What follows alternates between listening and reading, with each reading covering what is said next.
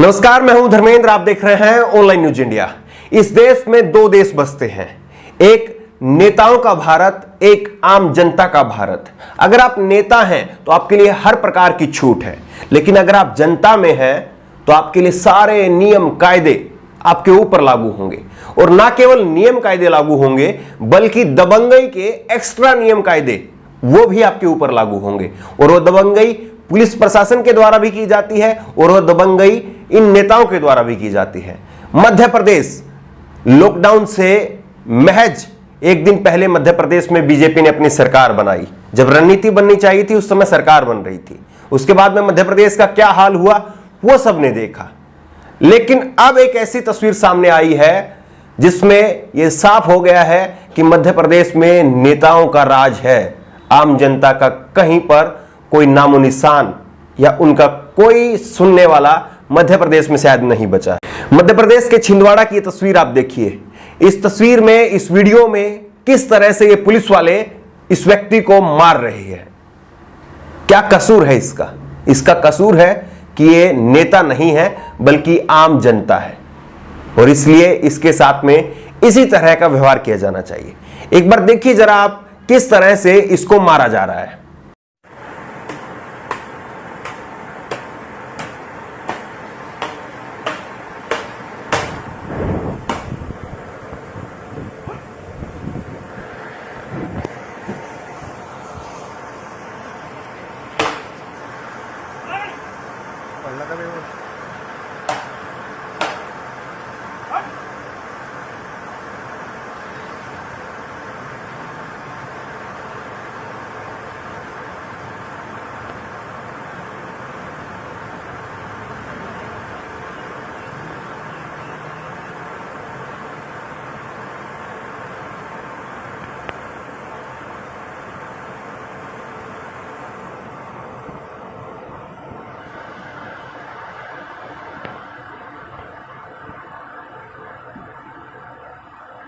ये तस्वीर आप देखिए।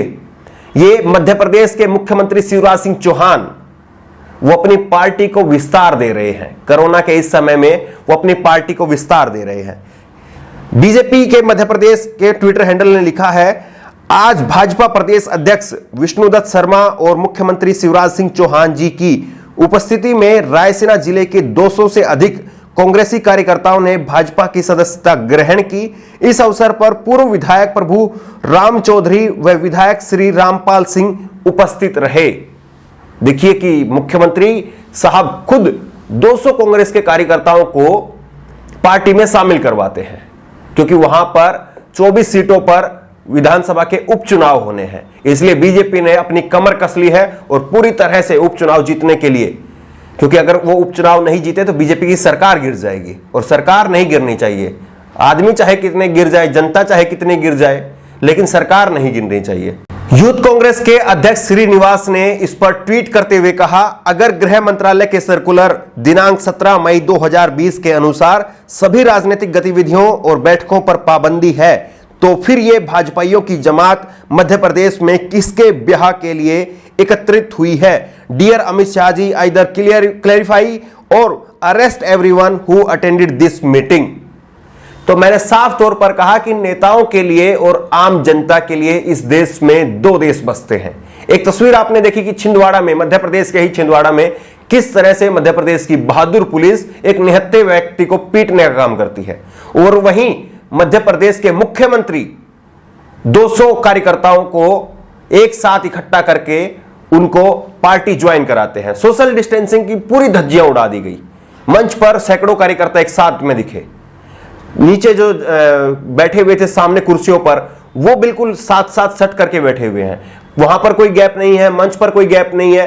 पूरी तरह से सोशल डिस्टेंसिंग की धज्जियां उड़ रही है, क्योंकि हम सरकार में हैं, हम नेता हैं।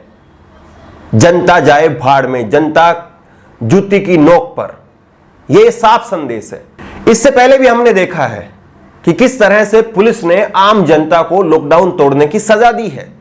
कहीं पर मुर्गा बनाया जाता है, कहीं पर उनको जमीन में नाक रगड़ने के लिए मजबूर किया जाता है, कहीं पर जमीन पर लौटने के लिए मजबूर किया जाता है। ये तमाम तस्वीरें हमने देखी हैं। लेकिन अगर आप नेता हैं तो आपके लिए कोई पाबंदी नहीं है, खुद गृह मंत्रालय की तरफ से, अमित शाह जी की तरफ से 17 मई को जब लॉकडाउन बढ़ाया गया था, उस समय यह सर्कुलर जारी करते हुए कहा गया था कि सभी प्रकार की राजनीतिक गतिविधियों, बैठकों पर रोक रहेगी। लेकिन मध्य प्रदेश में क्योंकि उपचुनाव की तैयारी करवानी है, इसलिए वहां पर ढील दी जाती है। जिस तरह से ट्रेन और बसों में लिखा होता है कि सवारी अपने सामान की खुद ही जिम्मेदार है, उसी तरह से आम जनता इस देश में अपनी सुरक्षा की खुद ही जिम्मेदार है। अगर वो घर से निकलेगी तो वो पिटेगी। आम जनता में चाहे कोई भी हो, वो घर से निकलेगा तो उसको पुलिस पीटेगी। लेकिन अगर आप नेता हैं तो आप सैकड़ों की संख्या में इकट्ठा हुई, पुलिस आपका वेलकम करेगी। ये तमाम तस्वीरें हमने देखी हैं। और अब जो है, खास तौर पर कल ईद है। ईद के लिए हमारे सभी दर्शकों को ईद की शुभकामनाएं। ये ईद जो है कुछ अलग जरूर है पिछले सालों से, लेकिन फिर भी आप लोग अपने घरों में रहिए, क्योंकि तस्वीरें आपने देखी हैं। अगर आप घरों से निकलेंगे तो आपके लिए क्या नियम कायदे होंगे वो आपको मालूम है। और दूसरा, एक बड़ा षड्यंत्र चल रहा है। कुछ मीडिया चैनलों ने, खास करके जिन्हें आप जानते हैं कि वो कौन लोग हैं, उन्होंने अपने रिपोर्टर्स को, अपने कैमरामैन को, अपने फोटोग्राफर्स को ग्राउंड पर स्पेशली उतारा है और तस्वीरें अब जगह जगह ली जा रही हैं। कुछ तस्वीरें फर्जी तौर पर वायरल की जा रही है कि किसी न किसी तरह से पहले जमातियों के नाम पर बहुत सारा जो है वो समय खराब किया गया, जमातियों के नाम पर पूरा ठीकरा फोड़ने की कोशिश हुई, और अब जो रफ्तार कोरोना ने पकड़ी हुई है, उस रफ्तार का सेहरा मुसलमानों के सिर पर बांधने की कोशिश है। इसलिए जब भी आप बाजार में निकलें तो बहुत एहतियात बरतें, खरीदारी करने से बचें। अगर खरीदारी बहुत जरूरी है तो एहतियात बरतें, घरों में रहें। नमाज को लेकर के सरकार की तरफ से भी कहा जा रहा है, बड़े बड़े जो मुस्लिम नेता हैं उनकी तरफ से भी कहा जा रहा है कि घर में ही अपनी नमाज जो है वो अदा करें, और उम्मीद करें कि कोरोना भी खत्म होगा और इस देश में जो दोहरा रवैया है सरकारों का, नेताओं के लिए अलग और जो आम जनता के लिए अलग, वो भी दूर होगा।